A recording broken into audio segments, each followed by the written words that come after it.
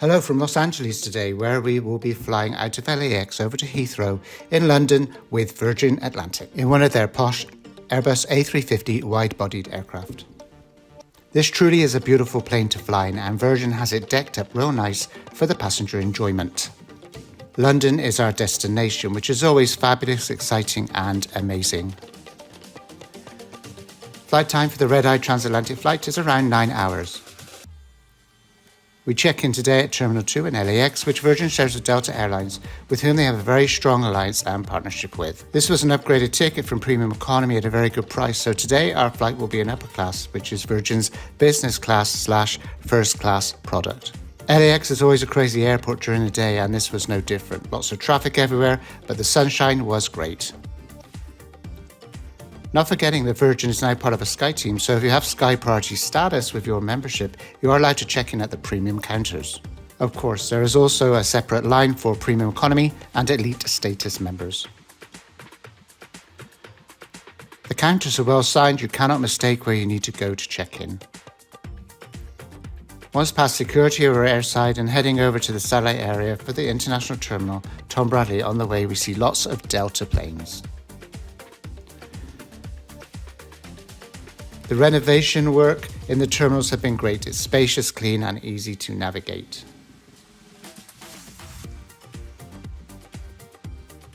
I noticed though, between the Terminal 2 and the walk over to the satellite area, there were not many shops, just a walkway.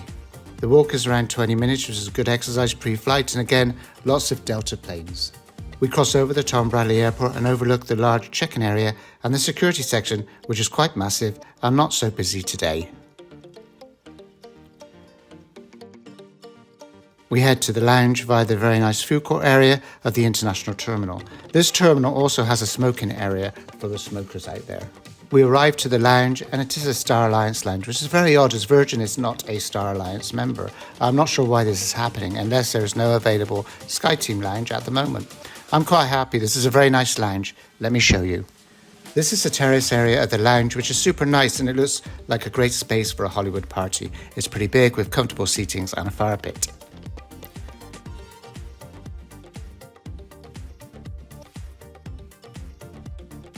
The inside of the lounge is modern and sleek. As you can see, there has been lots of thought into this design concept.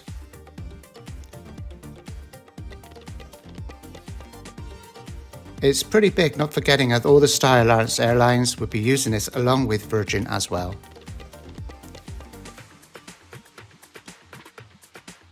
I settled down in this inside Terrace lounge, which was quieter than the rest of the interior.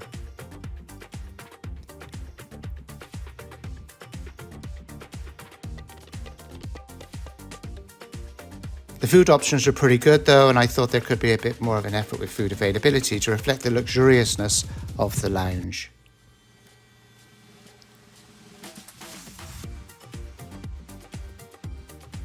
It was all buffet style with sandwiches and salads, which were replenished regularly by the staff.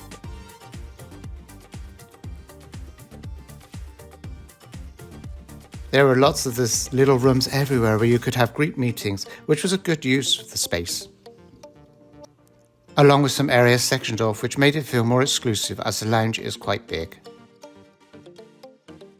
I chose this little area to relax pre-flight and took advantage of the food and wine choices. Tom Bradley International Terminal B is a big terminal with lots of shops, eateries and sitting areas for passengers to enjoy. It's not the best terminal I've been to, but it's pretty good. At the satellite area, we see our Virgin A350 plane that will be taking us over to London.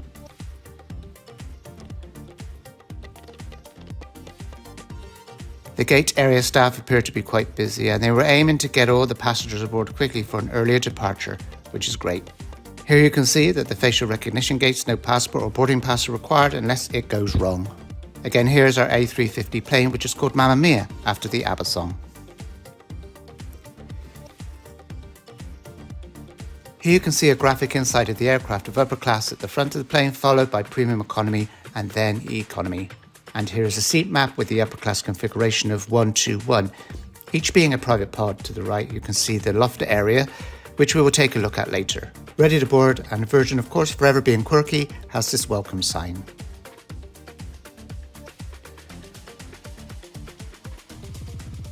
First look at the cabin interiors are very purple due to the mood lighting, very similar to that of Qatar Airlines business class cabin. An above view of the pod looks very nice, lots of space and again very purple. I do love this oversized pillow. This TV is rather unique the way it slides into the pod wall. Legroom is of course very good. And this is the table which we will look at later. The pods are quite private and does have a little sliding door attached. Here a good look at the pod, great space and design. Hopefully the function is good also. Another look at the sliding TV. It's a good sized TV and great picture quality, though it does not stay still because of the slide function. One disappointment about this pod is lack of storage, as shelving in it is all that there is, and even the flight attendants complain about this. The pod has a great look, but certainly a design flaw. Seat controls are at the side of the seat, and we are given a paper goodie bag. We will look at this in a minute. So the goodie bag is made out of recyclable paper, which is neat, thought for the environment. We were given the menu pre-takeoff for us to look at and decide what we want for dinner. The choices are quite good with chicken, fish or pasta. I believe I chose a chicken dish as a mains with chocolate cake as a dessert. The starters were quite good as well, including a duck salad. There is also a choice for speedy food, which is a faster way to access food and eat so you can extend sleep time during the flight. I like to take the full meal though. Breakfast is ordered English style, which is loved by many, including myself. Extensive bar includes wine, spirits, hot and cold drinks and cocktails. This reused me bag has pajamas inside for the sleep over the Atlantic. This sparkling wine pre-takeoff drink was definitely welcome. Before taking off, there was some Virgin marketing regarding their charity organisation and then their safety video. Once the charity video was over, it went straight to the very important safety video. The in-flight entertainment is known as Vera, which is named after Richard Branson's mum. This nighttime takeoff was very quick and easy, but not very much plane spotting to do.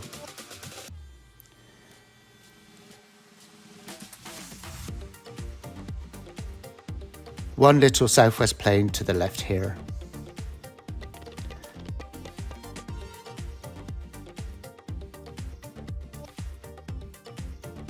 I want to take this opportunity to thank those who are watching my videos and subscribing. I enjoy what I do and definitely want to do more and more.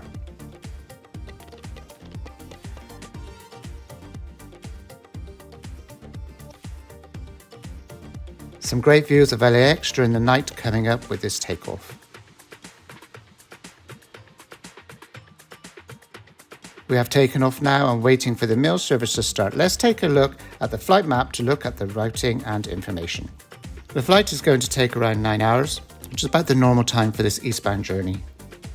Time for the table look. This is a very unique plane table.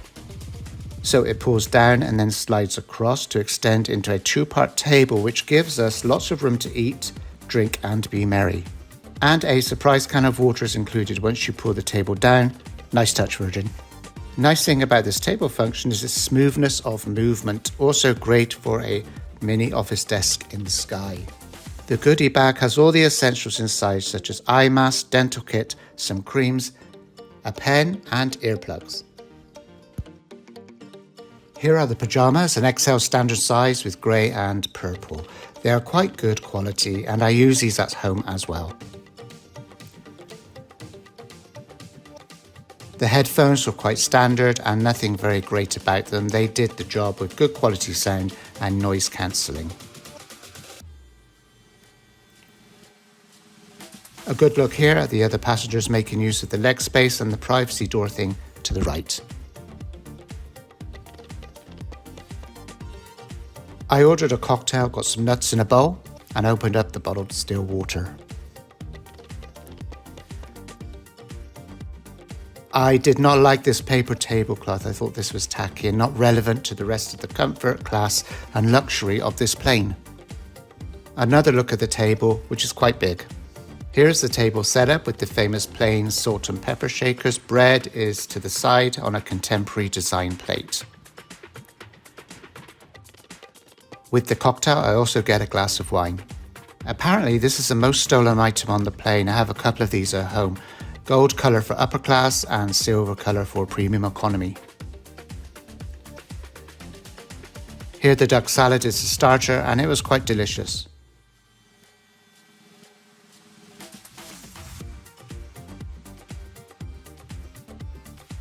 Followed by the chicken dish, which looked a bit dry, but it actually tasted really good. You will see the picture shaking as we hit turbulence during the meal service.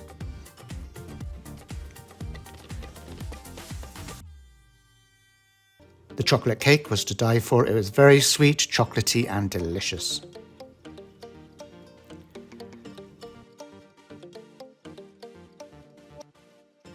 The loft area was not utilised on this flight. Sorry for the picture, it's quite dark. Here I will show some other images of how it really should look. Here is a loft in all its glory. It's quite a good space to relax and enjoy some drinks. It's not that big though, but it fits well into this A350 cabin. The loft is situated in the middle of the upper class cabin. There is no real bar attached to it though, like the old bar concept. The in-flight map shows us over Canada after our meal service, so that essentially is the first 3 hours of the flight with the next transatlantic portion to go.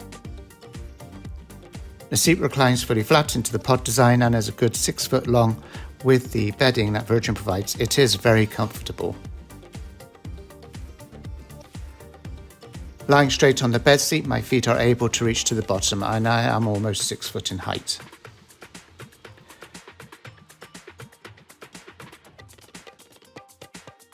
Time for some sleep. I had a great sleep, about 6 hours, and we only have 42 minutes to land. But let's take a look at the breakfast I had just before this. This is amazing and is customary on Virgin and British to have a cooked English in business class. Quality in-flight food and coffee at its best. This was definitely a 10 out of 10 Brekkie. Home is definitely where the heart is, and I love the English countryside. Being born and raised here, it always is a treat flying over. A rainy day over the UK, which is not unusual.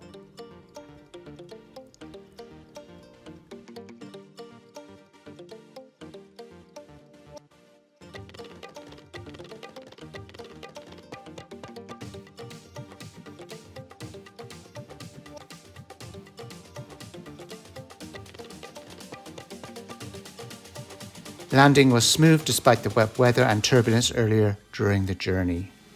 Welcome to London.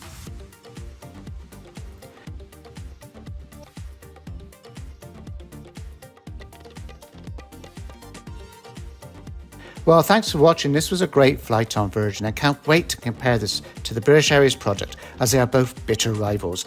An amazing journey. I paid $1,200 for the premium economy and $800, both US dollars, for the upgrade. So $2,000, not bad. Thanks for watching.